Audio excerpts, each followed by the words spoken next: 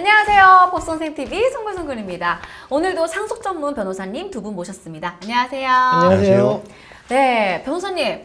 요즘 저희가 항상 말씀 많이 했던 거 유언대용 신탁. 오늘도 그 내용인데요. 저희가 우선적으로 사연 먼저 읽고 소개를 해드릴까 합니다. 안녕하세요. 저희는 3남매입니다. 그리고 고령의 어머니가 살아계십니다.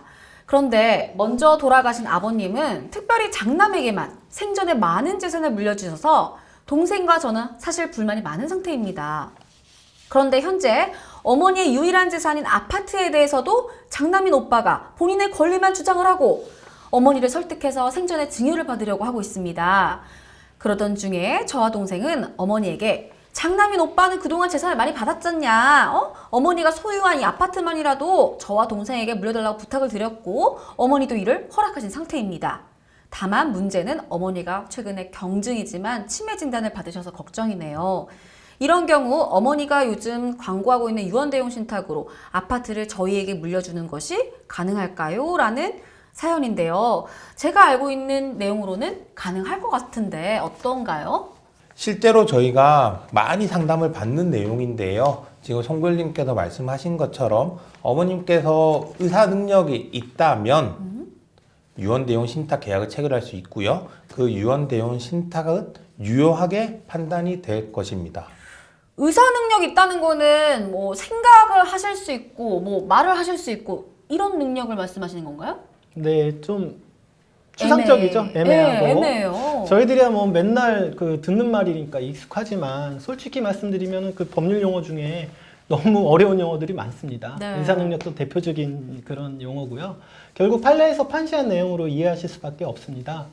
이와 관련해서 좀 실제 사례를 좀 말씀을 드리면 그 고령의 어머니가 알츠하이머 치매 진단을 받은 상태에서 금융기관과 유언대용 신탁 계약을 체결을 하셨는데 그 이후에 그 어머니가 성년 후견 개시 심판까지 받으셨어요.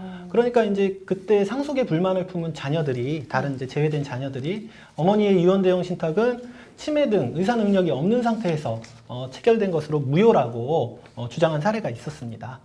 이에 대해서 법원은 다음과 같이 좀 결정했는데요. 한번 좀 들어보세요. 네. 예, 어머니가 치매 증상 등으로 병원에서 진료와 검사를 받아 오셨고 주치의의 소견과 진단 그리고 각종 검사 결과 등에 나타난 전문가인 의사의 의학적 소견은 존중되어야 하지만 신탁계약의 체결과 관련한 의사 능력의 유무는 어머니의 건강, 정신 상태를 비롯해서 계약 체결 당시의 모든 구체적인 사정 등을 종합해서 경험칙과 논리칙에 비추어 규범적으로 평가해야 하므로 반드시 의학적 소견에 기속되어야 하는 것은 아니다라고 전제한 후에 재반 사정을 모두 고려한 결과 어머니가 위 유언대용 신탁 체결 당시에 의사 능력이 없는 상태였다고 단정하기 어렵다고 판단하였습니다. 이해되시나요?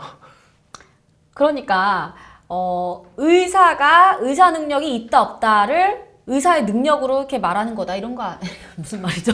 죄송한데 쉽게 좀 설명해 주세요. 네, 그냥 쉽게 생각하시면 됩니다. 이제 법원은 이 감정 결과에 대해서 보고 있는 건데요. 의사 능력의 유무는 치매 진단 등 의학적 소견, 그러니까 의학적인 감정만으로 판단하는 것이 아니라 그 신탁 계약 체결 당시에 모든 구체적인 사정을 종합해서 규범적으로 판단한다는 거고요. 뭐 가령 예를 들어서 치매에 걸렸다 하더라도 모든 치매에 걸리신 분들이 다 정신이 없으신 건 아니거든요.